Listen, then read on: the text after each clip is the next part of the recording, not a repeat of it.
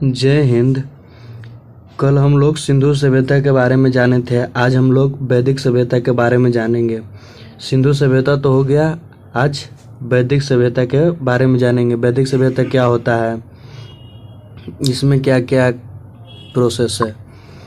तो वैदिक सभ्यता का टाइम 1500 BC से 600 BC तक, यानी कि 1500 ईसा पूर्व से लेकर 600 ईसा पूर्व तक है। वैदिक काल के दो भागों में बांटा गया है। वैदिक काल को दो भागों में, पूर्व वैदिक काल और उत्तर वैदिक काल। पूर्व वैदिक काल का टाइम पीरियड है 1500 ईसा पूर्व से 1000 ईसा पूर्व के मध्य पूर्व वैदिक काल चला, और उत्तर वैदिक काल 1000 ईसा पूर्व से 600 ईसा पूर्व के मध्य चला। तो देखते हैं इसके आगे। The Arctic home of the Vedas नामक पुस्तक बाल गंगाधर तिलक द्वारा लिखा गया था। कुछ फैक्ट है, इसी समय वेदों का संकलन हुआ, इसीलिए इसे वैदिक सभ्यता कहते हैं। इंडो आर्यन सिद्धांत क्या है। आर्य का निवास स्थान मध्य एशिया माना गया है। आर्यों का निवास स्थान मध्य एशिया माना गया है। वैदिक ग्रंथों की रचना इंडो आर्यन ने की थी, जो आर्य समाज थे, जो मध्य एशिया के निवासी थे, मध्य एशिया से भारत आए थे।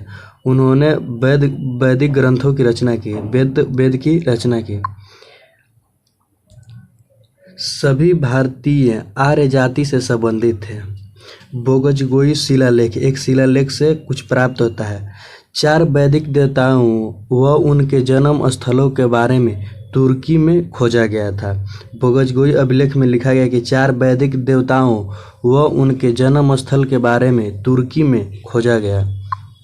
इसके बाद भाषा के आधार पर कुछ शब्द जो समान है, यूरोप व भारत के शब्द में, जैसे भ्रात, सप्त, अंदर कुछ। अब आगे देखते हैं वेद। वेद सबसे पुराना ग्रंथ कौन है। सबसे पुराना ग्रंथ वेद है। इसी के समय जैन अश्वेता, जो ईरान के सबसे प्राचीन और पुरानी ग्रंथ है। जिस तरह भारत के सबसे पुरानी ग्रंथ वेद है, उसी तरह ईरान के सबसे पुरानी ग्रंथ जैन अश्वेता है।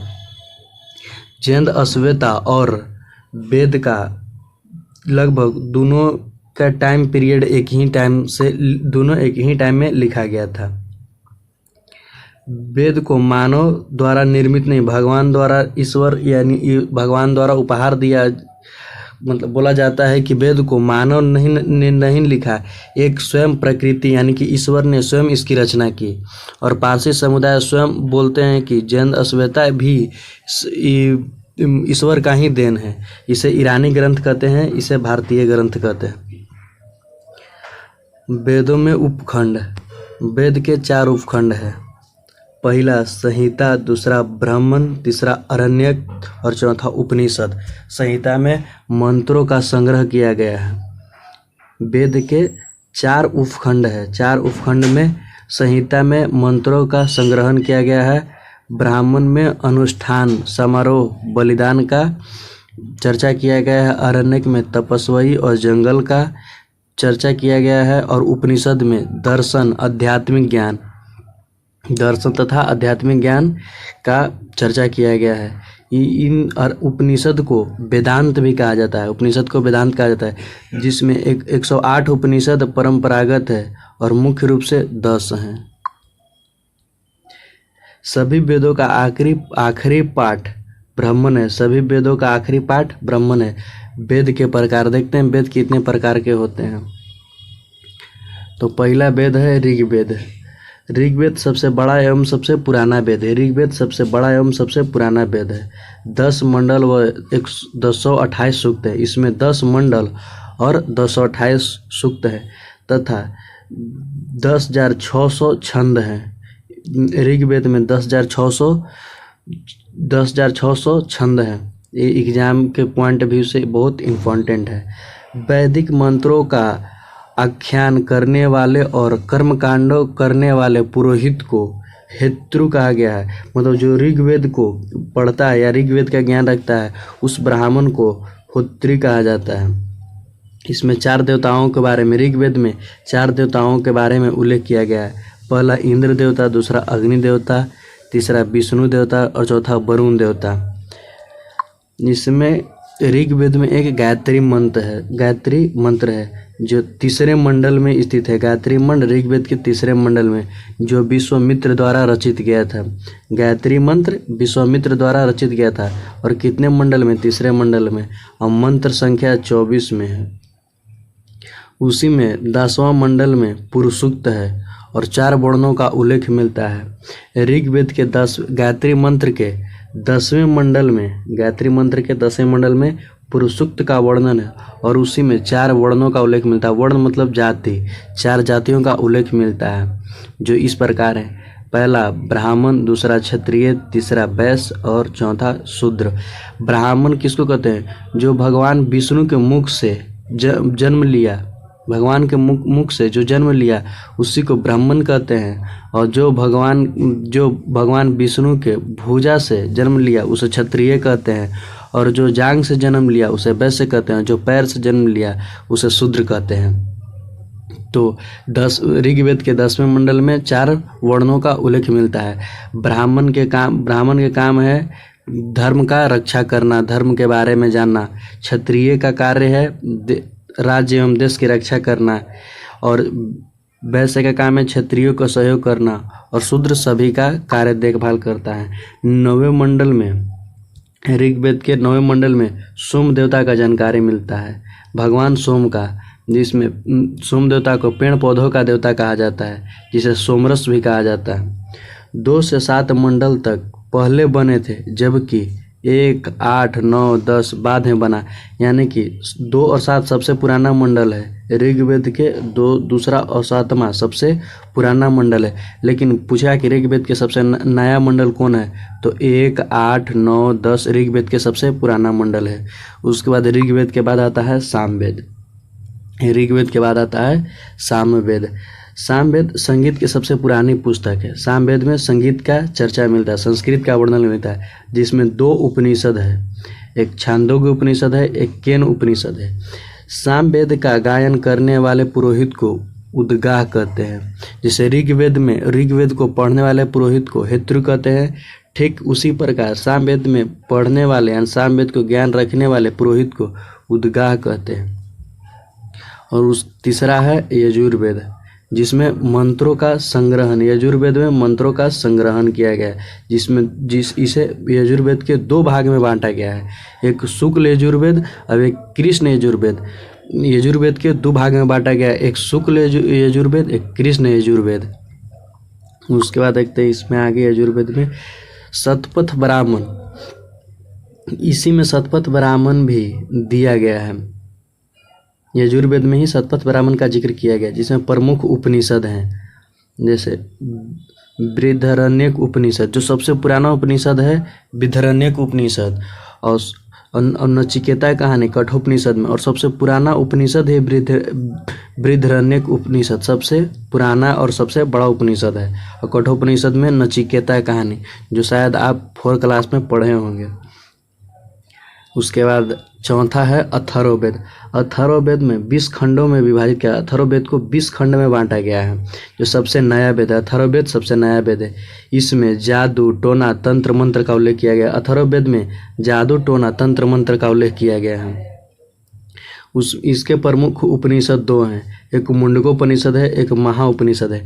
मुंडकोपनिषद से सत्यमेव जयते का उल्लेख, जो सत्यमेव जयते लिखा होता है, जो भारत के सबसे पवित्र माना जाता है, जो सत्यमेव जयते, मुंडकोपनिषद से लिया गया है। अथर्ववेद के मुंडकोपनिषद से लिया गया, सबसे इम्पोर्टेंट है। एग्जाम में पूछता है मुंडकोपनिषद से क्या लिया गया, सत्यमेव जयते का उल्लेख किया गया है। और महाउपनिषद से वसुधैव कुटुंबकम का उल्लेख महाउपनिषद में भारत वसुधैव कुटुंबकम का उदाहरण है। उसके बाद इसको पढ़ने वाले, अथर्ववेद को पढ़ने वाले पुरोहित को ब्रह्मा कहा जाता है। उसके बाद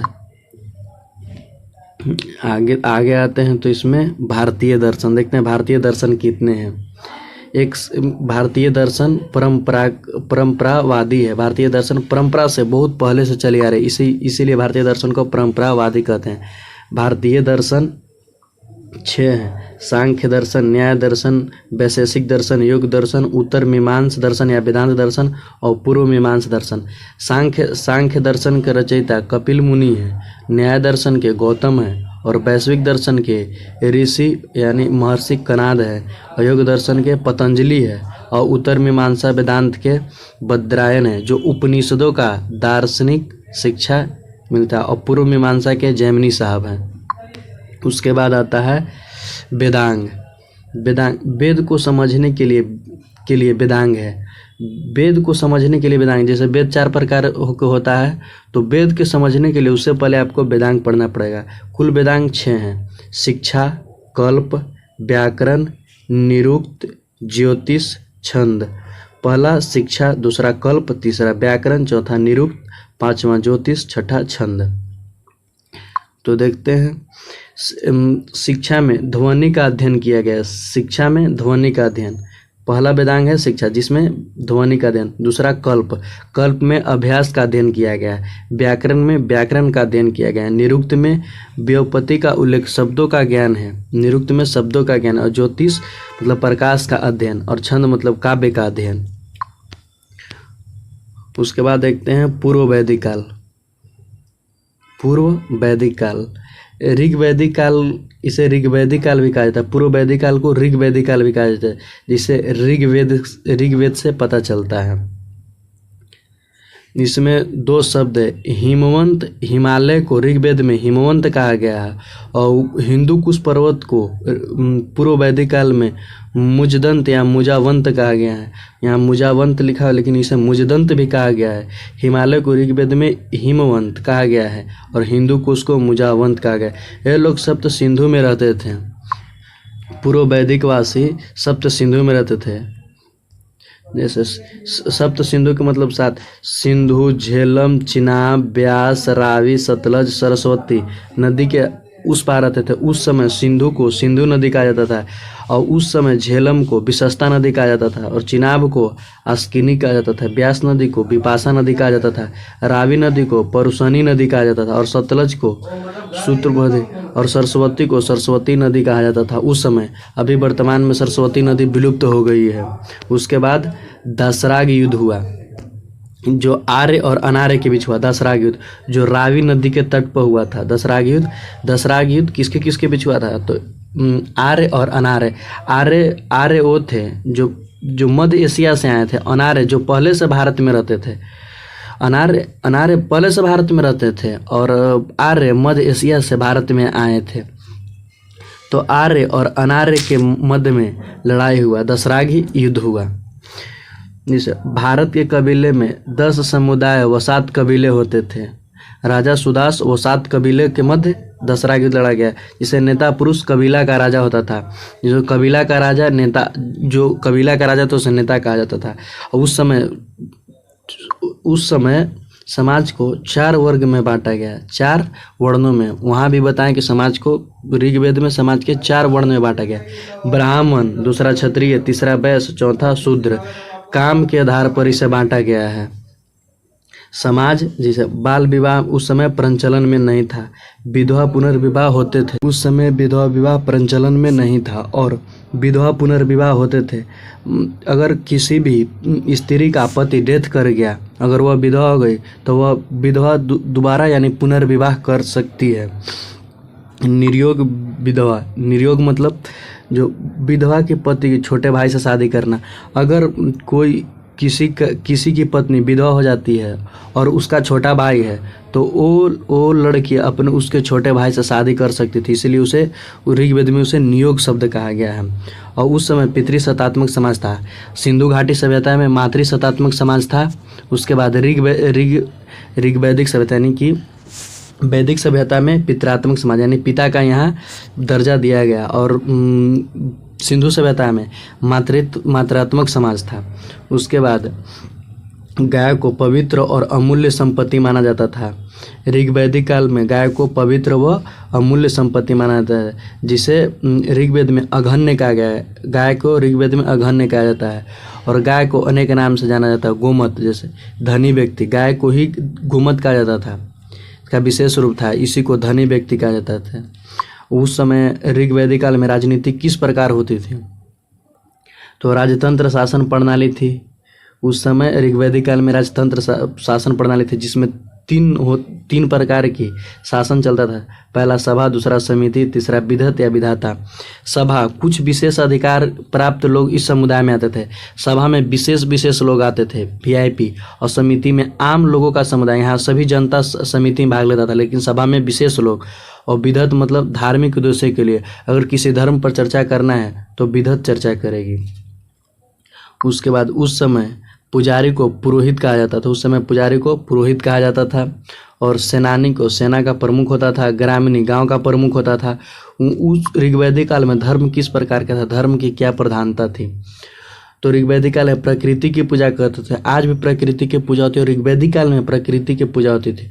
उस समय देवता थे इंद्र, पृथ्वी, अग्नि, सोम, वायु, इंद्र, आदित्य, सावित्री। निम्न प्रकार के देवते थे। जो इंद्र को पुरंदर भी कहा गया है। जो पुरंदर का अर्थ होता है सबसे अधिक बार इंद्र शब्द का उल्लेख किया गया है ऋग्वेद में। और इंद्र पुरंदर का मतलब होता है, मतलब सभी के ऊपर इनका अधिकार होता था, सभी चीज के ऊपर। उसके बाद पृथ्वी, अग्नि, भगवान और मनुष्यों के बीच की कड़ी को अग्नि कहा गया है। उसके बाद रुद्र, पशुओं का देवता को रुद्र कहा गया। अदिति देवताओं की माँ होती थी। और सावित्री, गायत्री मंत्र में इन्हीं को समर्पित है। गायत्री मंत्र सावित्री को ही समर्पित है। लेकिन ऋग्वैदिक काल में पशु की पूजा नहीं होती थी, सिंधु सभ्यता में होती थी।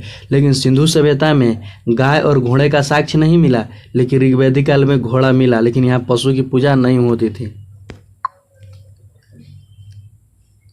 ऋग्वैदिक काल में गेरुआ रंग के मिट्टी के बर्तन पाए जाते थे। गेरुआ रंग के मतलब जो गेरुआ रंग होता है उसी के कलर के मिट्टी के बर्तन ऋग्वैदिक काल में है। यहाँ आर्य ग्रंथ की भाषा संस्कृत थी। आर्य लोग संस्कृत के ज्ञाता थे। और ऋग्वैदिक काल में ऋषि विश्वामित्र और देवी के पास को पूजे जाने वाली दो नदियां थी, ब्यास एवं सतलज। ऋग्वैदिक काल में दो नदियों का उल्लेख मिलता है, ब्यास एवं सतलज नदी के मिलता है, जिसके बीच संवाद के रूप में एक भजन है। वहाँ एक बाली होता था। बाली मतलब राजा का स्वैच्छिक भेंट। और उसके आगे देखते हैं 1800 से लेकर 1500 ईसा पूर्व तक 30 ऋग्वैदिक पांडुलिपियों ने यूनेस्को में memory of the world register में 2007 में शामिल किया था। यूनेस्को में 2007 में शामिल किया था। 1800 से 1500 ईसा पूर्व में 30 ऋग्वैदिक पांडुलिपियों के यूनेस्को में शामिल किया गया था। कब? 2007 में। उसके बाद उत्तर वैदिक काल, ऋग्वैदिक काल के बाद उत्तर वैदिक काल। उत्तर वैदिक काल में क्या था? आर्यों ने अब अपना निवास स्थान पंजाब से पश्चिमी यूपी, गंगा यमुना दोआब तक विस्तारित कर लिया था। जैसे पूर्व वैदिक काल में आर्य सिंधु के क्षेत्र में रहते थे, जहाँ सिंधु के जो अभी के वर्तमान में पाकिस्तान के क्षेत्र हैं, उस एरिया में पूर्व वैदिक काल रहते थे। लेकिन धीरे धीरे आर्य अपना निवास स्थान पंजाब के क्षेत्र को बनाने लगे, पश्चिमी यूपी को बनाने लगे, यमुना को बनाने लगे। इस क्षेत्र में धीरे धीरे उनका विस्तार होने लगा। और उत्तर वैदिक काल में ऊपरी हिस्सों को कुरु कहा जाता था, कुरुक्षेत्र, और निचले हिस्सों के पंचाल। इन्हीं को मिलाकर हस्तिनापुर, कुरु और पंचाल की राजधानी हस्तिनापुर थी। ऊपरी हिस्सा और निचली हिस्सा, आर्य के दो हिस्सा था, एक ऊपरी हिस्सा और एक निचली हिस्सा। ऊपरी हिस्सा को कुरु कहा गया और निचली हिस्सा को पंचाल। ये दोनों को मिलाकर कुरु और पंचाल की राजधानी हस्तिनापुर थी। एक कबीला हुआ करता था, कुरु कबीला और पंचाल कबीला। तो कुरु कबीला पांडव और कौरव का था। महाभारत युद्ध कब हुआ था? तो महाभारत युद्ध 995 ईसा पूर्व में, जबकि महाभारत ग्रंथ 400 ईस्वी शताब्दी में लिखा गया था। 400 ईसा पूर्व शताब्दी में। लेकिन महाभारत युद्ध कब हुआ? 900 ईसा पूर्व में। और 400 ईसा पूर्व शताब्दी में ही महाभारत लिखा गया था। उसके बाद उत्तर वैदिक काल में और आगे आर्यों ने दोआब और पूर्वी उत्तर प्रदेश तक क्षेत्र में विस्तार कर लिया।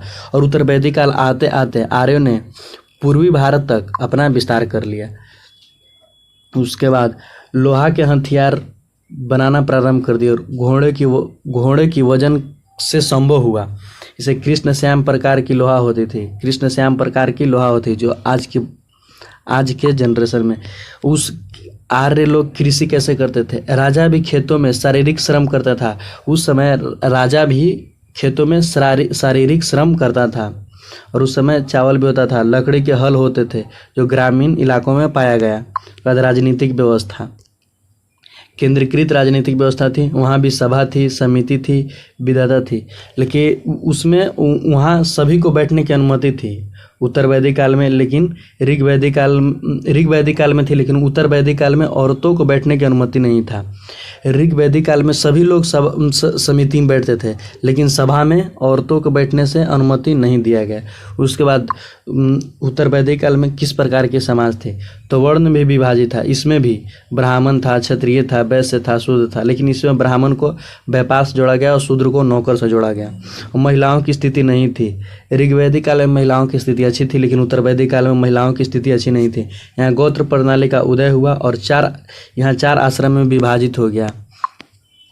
4 आश्रम जो ब्रह्मचर्य, गृहस्थ, वानप्रस्थ, संन्यास, जो 0 से 25, जो ब्रह्म था, ब्रह्म आश्रम 0 से 25 चलता था, 0 से 25। उसके बाद आया गृहस्थ आता था 25 से 50, गृहस्थ चला 25 से 50 और वानप्रस्थ 50 से 75। और उसके बाद लोग जो वहाँ के उत्तर वैदिक काल के निवासी थे 75 के बाद 100 में संन्यास ले लेते थे, जीवन संन्यास बताने थे। 4 आश्रम को विभाजित किया, ब्रह्मचर्य, गृहस्थ, वानप्रस्थ और संन्यास। उसके बाद वहाँ विवाह होती थी। विवाह तो बहुत प्रकार के, लेकिन मुख्य रूप से 2 विवाह का 10 प्रकार से बात है, लेकिन मुख्य रूप से 2 विवाह का चर्चा मिलता है, एक अनुलोम विवाह, एक प्रतिलोम विवाह, जिसमें लड़का ऊंची जाति का होता था और लड़की नीच जाति की होती थी, जिसे अनुलोम विवाह कहा गया। एक क्वेश्चन हर परीक्षा में आने की संभावना होता है। तो अनुलोम विवाह किसे कहते थे? तो लड़की उच्च जाति की होती थी और लड़का निम्न जाति की, उसे अनुलोम। और प्रतिलोम विवाह, उच्च जाति की लड़की होती थी और नीच जाति का लड़का होता था, इसे प्रतिलोम। प्रतिलोम में क्या आता था? उच्च जाति की लड़की और निम्न जाति का लड़का, और अनुलोम में लड़का ही उच्च जाति का और लड़की निम्न जाति के हैं। उसके बाद एक विवाह होता था ब्रह्म विवाह। ब्रह्म विवाह जो वैदिक रीति रिवाज के सामान्य से किया जाता था, ब्रह्म विवाह। उसके बाद गंधर्व विवाह, आज जिसे लव मैरिज कहते हैं उसे प्रेम विवाह कहते थे, आज गंधर्व विवाह को लोग प्रेम विवाह कहते हैं, यानी लव मैरिज। उसके बाद देव विवाह।